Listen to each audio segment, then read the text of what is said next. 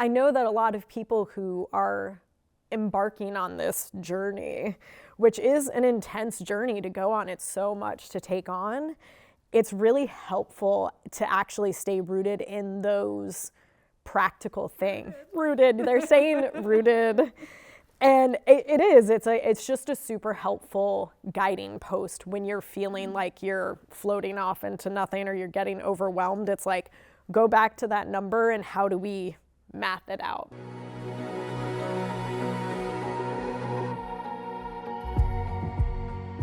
Welcome to Rooted Barn Talks. I'm Amelia Ihlo, and today we're going to be digging into data with Jill Shea of the Connecticut Flower Collective. Now, Jill manages a hub focused on flowers, but this discussion is relevant to all sorts of growers and hubs. Data can be both quantitative and qualitative, and we're going to be hearing all about how this Connecticut-based hub uses everything from grower concentration, customer concentration, product mix, order timing, budgeting, and so many more metrics to help them make more informed decisions throughout their year and also across growing seasons.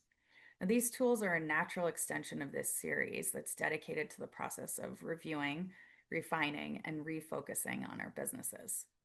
If you haven't watched it, go back and take a listen to our episode with Chris Green and pay attention to the emphasis that he placed on gaining perspective, because that step really comes into focus again here. So by the end of this episode, you should be able to take a more expansive look at the different types of data and the lenses that you can examine your own businesses through. And you should have some helpful guideposts for where you might have opportunities for improvement or for growth in your own business. We'll have some really great printouts in the show notes to help you break down some of these different metrics too. Let's dive in. We're joined by Jill Shea from the Connecticut Flower Collective. Jill, do you want to just sort of introduce yourself and share a little bit about CTFC? Yeah, sure. I'm Jill Shea. I'm the manager at the Connecticut Flower Collective. We have a great team. We're now in our 6th season.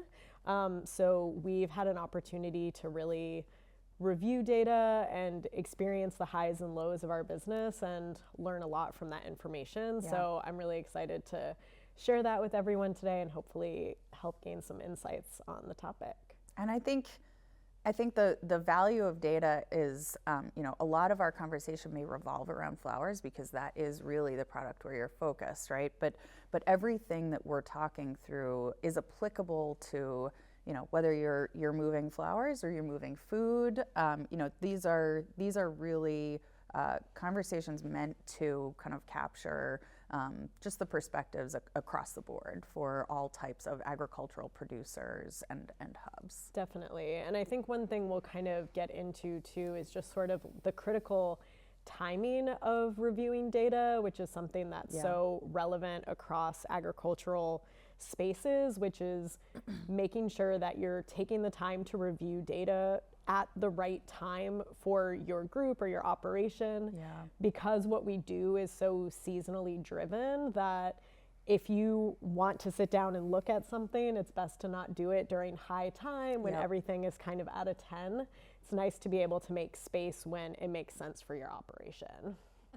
So I think that's a really important just thought to drill into a little bit there is how are you thinking about, when do you sit down? And when you sit down at those different points in the season, what are the key things that you're really thinking about with your business? Definitely. Yeah, so in terms of timing, I would say one thing I feel like I talk to every collective about and within our team is sort of like taking notes throughout the season. I always call it like our diary, where we're just like scrawling our real feelings about what's happening during the season, but reviewing those at the end of the season typically. So for us, that can mean November through February is usually when we slow down enough to get deeper in where we're not burnt out and tired or emotional or just having a super busy week even. So for us, I would say we really drill into the specifics around January, February is when that plays out nicely for us. And we usually set out a several hour-long meeting to dive into everything. With your team or with your growers or both? Yeah, so we'll typically do that amongst the management team, and then we sort of take those findings and share that with the grower team in early April before we kick off for the season. Just sort of using those data points and that information that we've gained from surveys, analytics, conversations, and try to kind of make that a nice bite-sized package for our staff, our growers, our buyers, and sort of present that as like, here's what we're looking toward for the year ahead. So data can mean a lot of different things, right? Like when we're looking at our hubs and we're thinking about where to start. Yeah. There are some key entry points, I would say, that are sort of like your first step into it, and then there's some really granular ways to kind of slice and dice your sales, slice and dice your suppliers and your customers. Yep. I'm curious if there are key ones that are really feel like they have always been prominent for you. Mm-hmm. And I have an answer to this question, and I feel like it's really useful and applicable to hubs that are just starting out. When figuring out your grower group dynamic. Yep. It's really helpful to have some numbers, maybe even just from year one, to see how much everyone did and in what categories you kind of see their strengths, what they were able to bring the most of. So for us, sometimes if you're just trying to look at broad level, big picture, first year, how do I navigate? It's like grower sales totals tell you so much about potential for growth. They tell you about which growers to bring into the group, which growers could maybe move up or move down in their participation. And that was sort of a really grounding thing for us from the jump. It was just sort of a way to decide, like, how do we let more people in, or how do we let a few people go to make sure that this grower group is like super tight. And that kind of has determined the success of what we're able to provide and how well our group works together in terms of, like, personalities there, obviously, but just what they actually grow and how we're able to support the buyers through those numbers. And I love that you have both the quantitative in those sales figures, but you're also, it sounds like, balancing it with your diary for the qualitative. So when you're thinking about data, it can be the quantitative, it can be all the numbers, it can be sales figures and product mixes, but it can also be qualitative, which is really sort of the anecdotal, like, this is what's going on at these different points of the season. And your diary is not like a polished It is not. Yeah, no. You're right. So talk about what that looks like for you, because I think what you're doing is you're saying, okay, these are the sales figures across all of my growers. And then you might be able to pinpoint and say, well, here's a grower who really didn't sell very much, but gosh, they're in our diary a lot. Or vice versa. Talk about that diary a little bit. And it's sort of like, I can't believe I'm letting you read my diary right now. I feel like it's also, feedback that we get from buyers in those moments. Sometimes it's something where, for whatever reason, we're like, we're not going to address this with this grower right now, but this is feedback we're receiving. We can address this later. So oftentimes it's like damage control, either for our like own logistical wherewithal, but it's also sort of like keeping the group's well-being in mind, but having that running list, because what we did in August, we're going to forget by November. And sometimes even, and especially if it's a hot topic during a hot time, it's something where we're like, now is not the time to respond to this. That kind of goes back to our earlier conversation about choosing timing wisely when you're choosing to look at the data, qualitative or quantitative. Timing is kind of everything on how constructive and useful that information can be.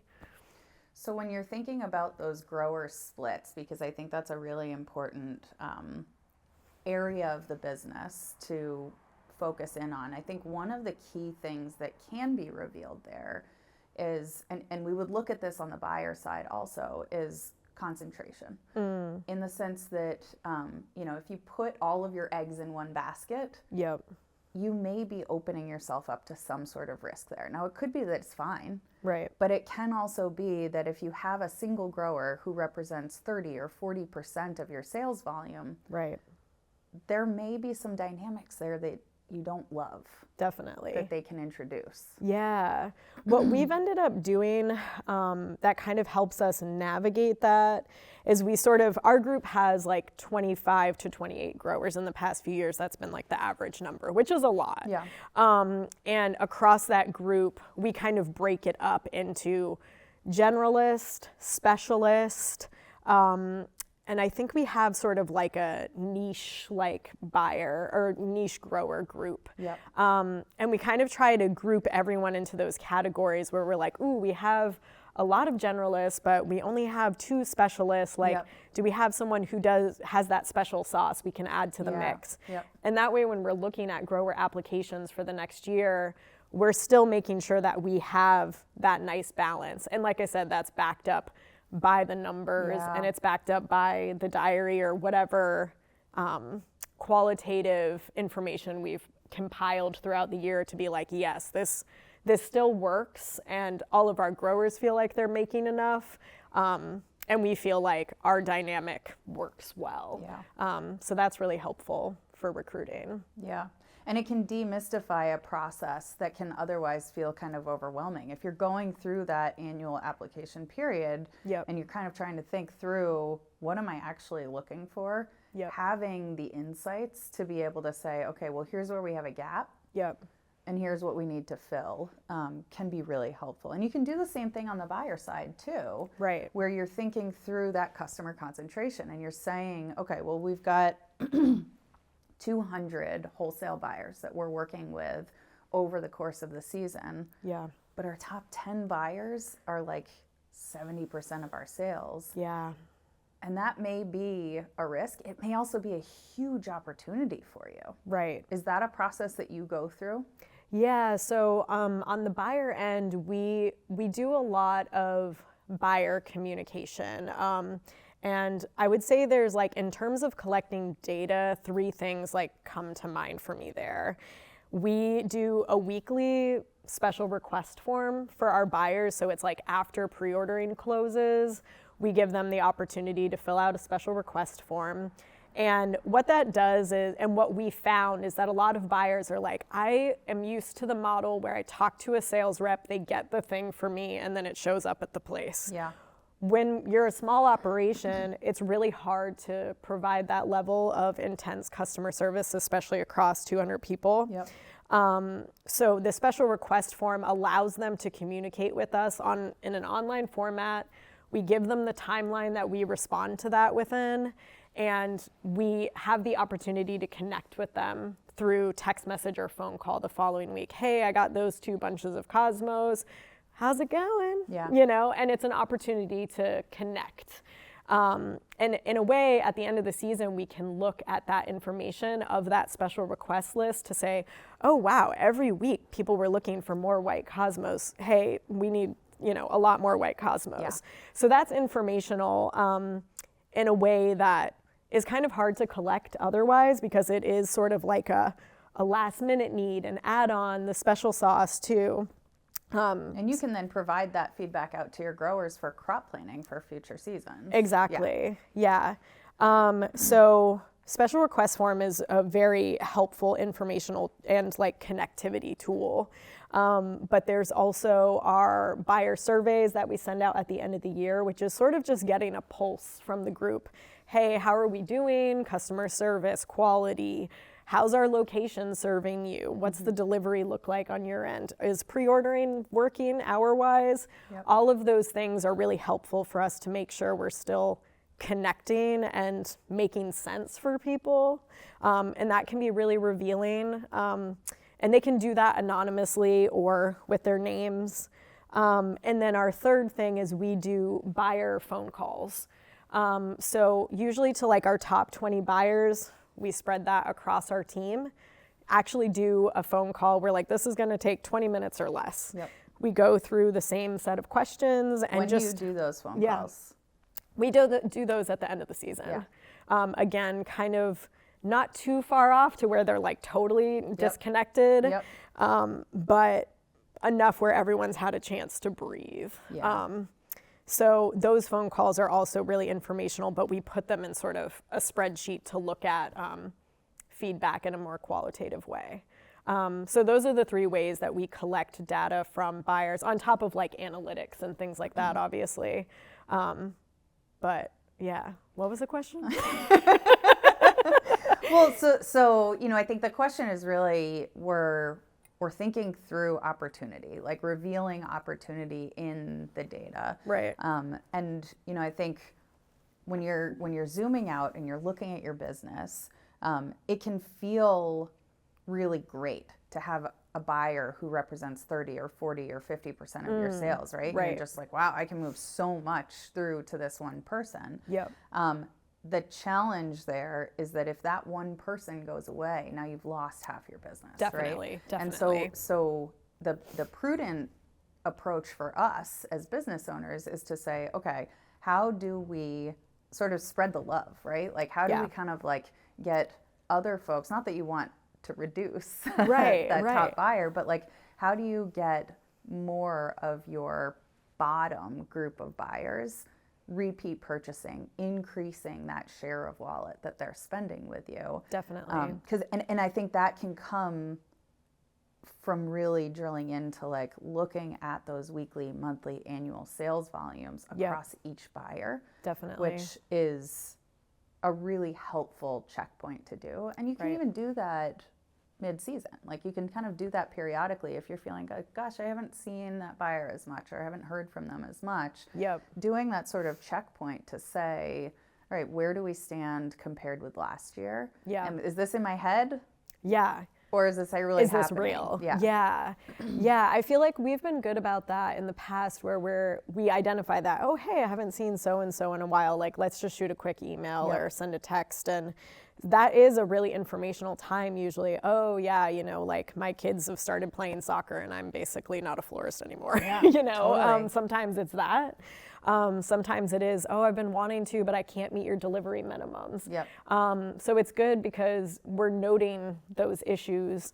But we try to do that at the end of the season as well when we do those buyer check-ins. Yep. We have looked at sort of like our mid-range people that we identify opportunities within, where we're like, this person hasn't bought a lot from us, or maybe like they just moved here from Boston, they're getting to know us. Like, let's reach out and just touch base. Yep. To me, that all boils down to just like more communication with those people and getting information directly from them, and remembering that that's data too. Yeah, I'm curious. So I think to somebody who hasn't really set all the systems up that you have, spent years really developing and building, Right. What would you say is kind of like a helpful starting point when they're thinking about the data and kind of how to jump in without feeling like they're taking on too much too quickly? Yeah, I think it's really helpful to sort of tease apart all of the roles within the collective and the group dynamic. I think it's helpful to see what that looks like from really even like an hourly perspective. Is like, how many hours do I need to dedicate to receiving? How long do I need to spend doing a market day? Figuring out financially how much that costs for you to make possible, and using that as your gauge to say, how much do we need to make in a year to support that?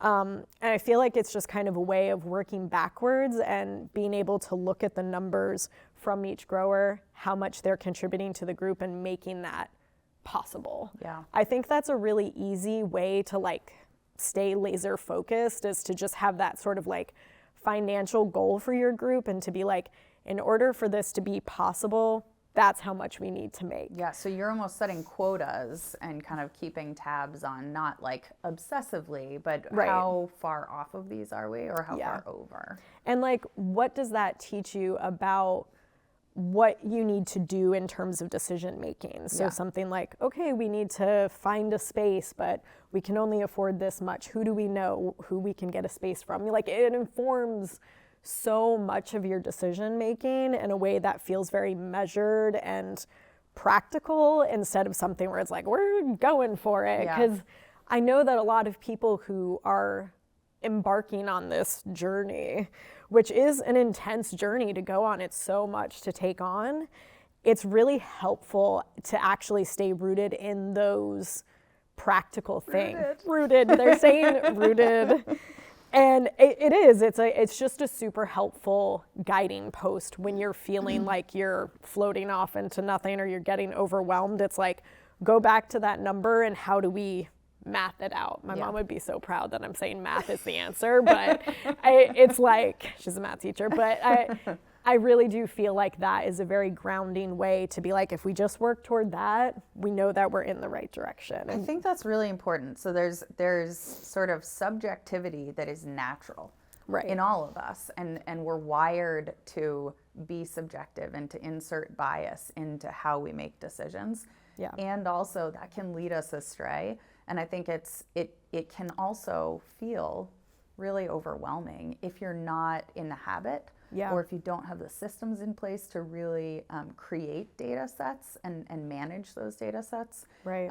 And I think that the first step really, I would say, is just start with something, right? Yeah. You want to just kind of take a step in that direction, and you can bite off in small chunks. You don't have to go all the way to, we're doing, calls with our top 20 buyers and then all of this regular outreach. And you may not have a team of, to do it, the size that you have to be able to tackle that. Yep. But there's always opportunity there to really start to uncover places for us to shift and tweak and optimize. Because again, if we're thinking about the season of like reviewing, refining and refocusing, if there are places where we're feeling overwhelmed, like there's just so much that we could be focused on, how do we know where to start? Yeah. The numbers can really help to clarify that and give you direction when you might otherwise feel like you don't have that direction. Totally. Yeah. And I feel like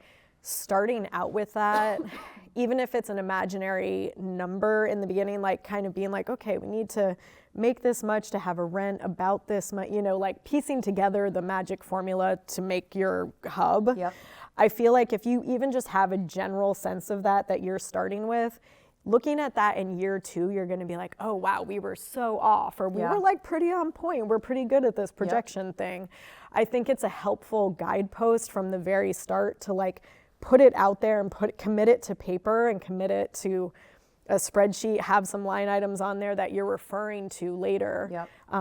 Because it shows you so much that you can't retain by the end of the season. Speaking from experience, there's so much that you overlook until you look back and you're like, oh yeah. You can overlook it, you can forget it. You can just, like, the amount that we have to keep in our heads.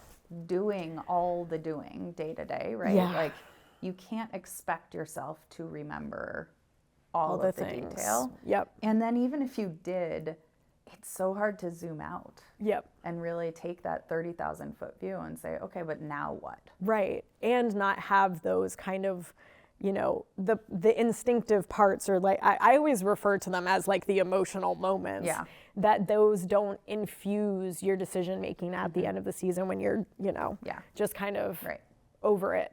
I think it's helpful to go back to that with a fresh mind and say, okay, when I had a balanced state of mind, here's what we figured out. And to refer back to that. And then for those who are not at those early stages, who really have been in this for a while, I think there's still huge opportunity to, depending on what you have collected for data and what you have to review backwards, kind of in retrospect, really understanding sort of those macro trends that you see over the course of the season, and then kind of identifying opportunities. So some of the things that we tend to look at are, we sort of, I think one thing that we just feel strongly about is that no single data point should ever be the influencer of a decision, right? Like, Definitely. you should always be looking as holistically as possible at any situation before you just sort of move in a direction. Right. And so you having this global view of kind of the overview of how your seasonal cycle is going. Yep. And then drilling down into, we talked about the buyer analytics and sort of like what those customer concentrations look like. Right. We talked about seller analytics and what those grower concentrations look like. I think really getting a sense for product mix and being able to view your sales in a granular way across, what are we selling? What do we feel like we have enough of, or too much, or not enough? Definitely. And then understanding what your sales look like and how they vary across your segments. So you've stepped into some retail. Yep. Which is a different segment for you. It's a different channel. Right. Historically, you guys have been all wholesale, really, to wholesale buyers. And now you've got this opportunity in retail. Right. How did you think about that decision? What led to that? And, what did you kind of look to as indicators that this was something you wanted to try? Yeah, so I feel like the initial response to that was when we were in like our first few years, we were open 1 day a week for a few hours. Growers laid out product. And just so everyone knows, you have a market. You have a physical market Yep. where people can come and shop in person. Exactly. They can also order for delivery, but you do have a physical market space. Yep, and we use that market space to organize pre-orders kind of in the back. And then we have like a market floor that they can shop extras from, which even that level of data is helpful, which we can get into. But in terms of like initially making that decision to move to retail, we first started with just like Wednesdays for a few hours. Growers put everything on the floor, brought their pre-orders early. Buyers came to pick up, shop the floor, and then growers would whisk it away and bring their extras home, which worked well for the first few years. But we moved into a location with a large cooler, which was a gift and allowed us to sort of... You realized you were outgrowing Yes. your systems and your space, and Yep. it was time to make a change. Exactly, yeah. And we had the opportunity to move into a space that was previously a wholesale floral supplier. So we had this big cooler, and we realized that we didn't need to just be open 1 day a week, and that we had wholesale customers who would come in on Thursdays and Fridays to pick up extras, but largely wholesale people wanted their stuff on Wednesdays. Yep. And we were realizing that the market floor just had a lot of leftovers. And just to like pause on that for a second, you realized all of these things because you were really intentional about how you were interacting with your buyers, how you were collecting the data around when they were shopping and what their Yes. preferences were, so that you could be responsive in an objective way. Definitely. And that was one of those times, and like I'm gonna harp on this a lot, but where like grower dynamic really mattered. Seeing some of those leftovers at the end of the week is very normal. Like having excess is normal and a good thing oftentimes, but having too much excess isn't. And that's where the data kind of helps support like when too much is too much and when too little is too little. And that's something that I feel like you only get over time by really crunching the numbers, evaluating shrink, all of that. But we felt that we had enough wholesale product to meet the needs of our wholesale buyers, but had this kind of missed opportunity toward the end of the week to support other people who were interested.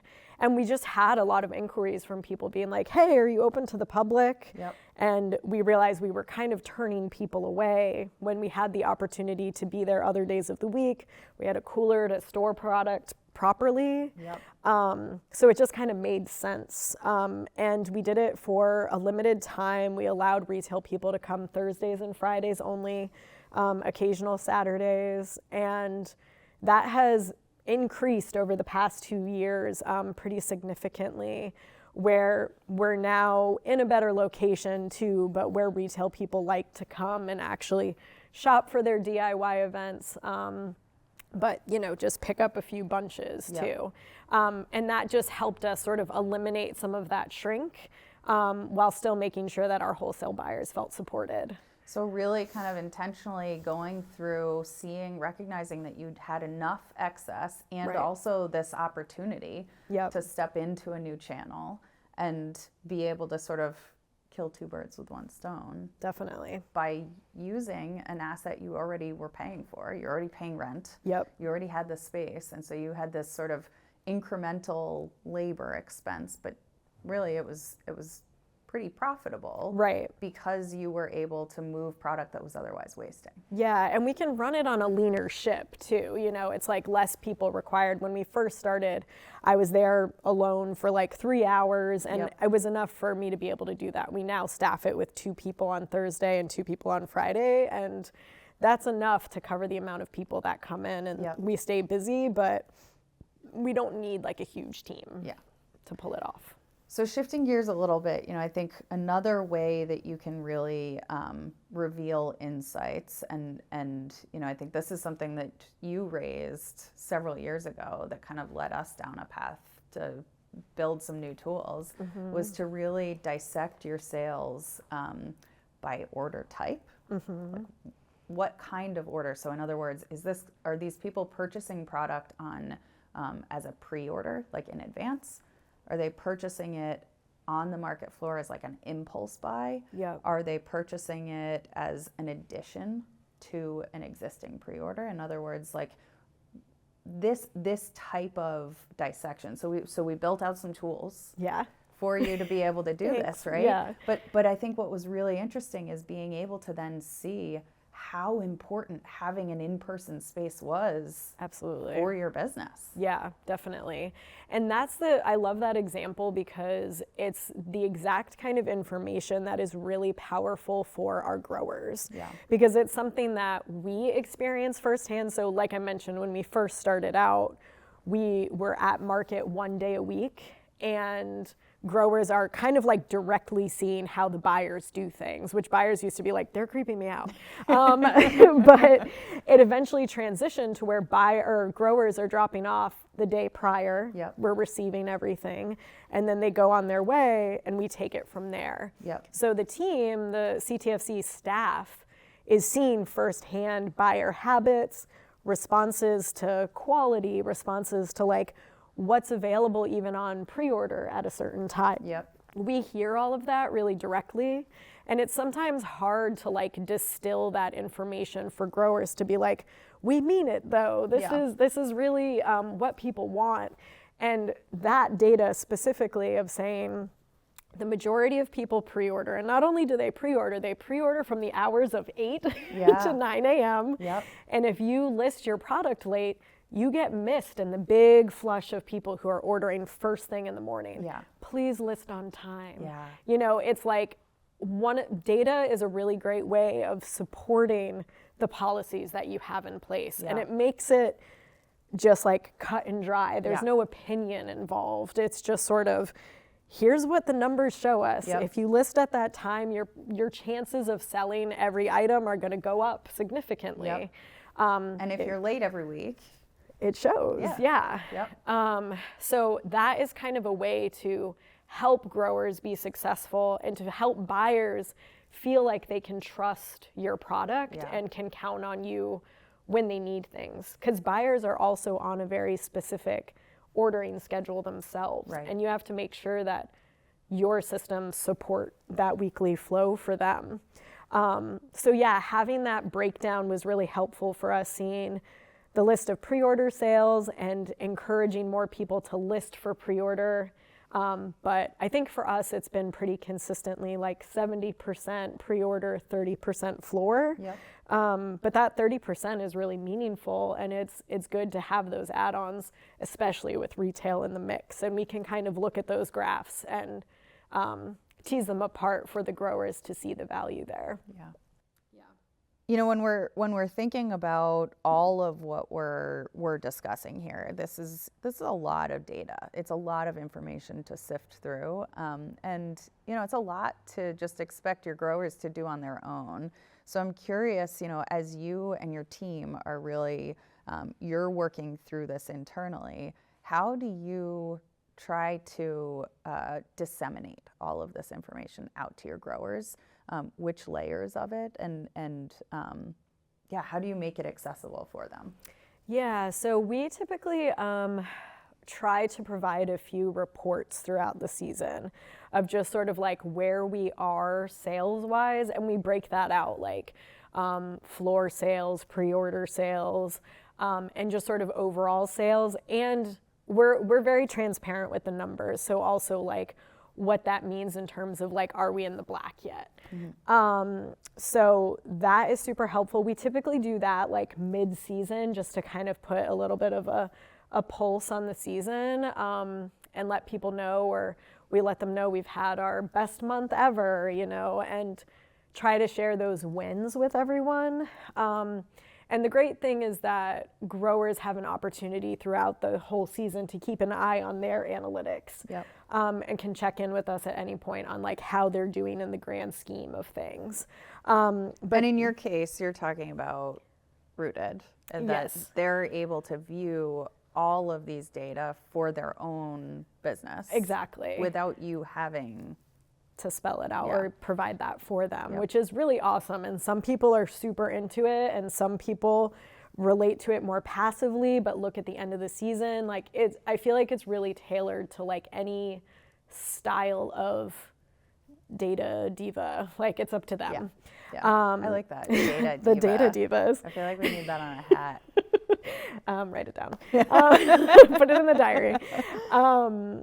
Yeah, so we also do an end of the season check-in to say, hey, here's what we did this year. Yep. Congrats, super exciting. And then we do grower check-ins at the end of the season to say, this was your sales goal last year. Here's what you hit. Here's how we think you can reach that goal next year or exceed it. So it's like parent-teacher conferences. Totally, Yeah. yes. Yep. And it always kind of boils down to the numbers. Where are you in your business goals, and how do we help you achieve those? Yep. So whether or not people are into data, people typically enjoy money. So I feel like talking about money makes it something that people want to know about. How much did they make with us? So I feel like that generally is like pretty accessible. Yeah. And it grounds it for them into something that's like, okay, I understand why we're having some of these conversations. 'Cause Absolutely. It's my self-interest. It's like, these are my goals. Yep. And here's how we reach my goals. Yeah. I think like one of the things we had talked about before too is sort of like, what are the things that keep us up at night about data or about doing these things in the first place? And what I thought about was just like, we do all of this for the benefit of our community. Yeah. We want our growers to succeed. We want our buyers to feel supported in their support of local. Yep. And in order to do that, I think setting these really like actionable goals is just a way of being like, we got you, let's get you there, and here's how we do that. Yep. And it also allows you and them to hold themselves accountable Yes. throughout the season. And if things are not working the way that they expect or hope, Yes. you have something to point back to. Yeah. And I think sometimes like this is something that has come up for us this year is like a grower is like doing amazingly well, but we also see like burnout all over them, and we see product issues or something like that. It's like that number is a really helpful guide, but it's also a way of saying like, do you need to be making that much in order to run your business? Are you actually like exceeding your goals at the expense of your well-being? Yeah. You know? Which in turn becomes a longevity question, right? Like if we are burning out because we're chasing something we shouldn't be chasing, or we're just not prepared to be chasing for whatever season we're in, that burnout is real, and we feel it in our bodies, we feel it in our families, we feel it in our operations, and it leads, and we see this over and over, it leads to hanging up our hats, which is exactly what we don't want for our communities. Yeah, and I think it's a way to say sort of like, can some of that money be reallocated to more support for you? Yeah. How can we get you another team member? Like it invites those conversations to take place with our group in a way that might be hard to access otherwise. Yeah, or even notice. Totally. Yeah, absolutely. Yeah. This has been so fun. Data divas. Data Yeah. divas. That's what we'll call this. Yes. This is the data divas. No, I think this is really an important topic. You know, I think in that sort of review process that we're doing of our businesses, which we do try to do in the sort of like, you know, November through February is kind of in the Northern Hemisphere, we're in those quieter Hibernal. months, right? Yeah, And yeah. so we have space to be able to do a little bit of a reset and say, okay, what went really well? Yep. What maybe didn't go so well? Right. And where do we want to shift focus for the season ahead so that we can, you know, continue to try to improve? To your point earlier, you know, that was how we opened, was this Yep. kind of acknowledgement that like every year we're trying to do better Definitely. than the year before.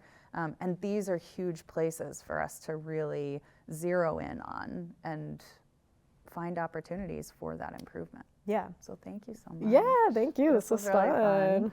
And yeah, we'll keep talking. I'm sure we'll come back to this because this is a really exciting, geeky topic. Yeah. Until next time.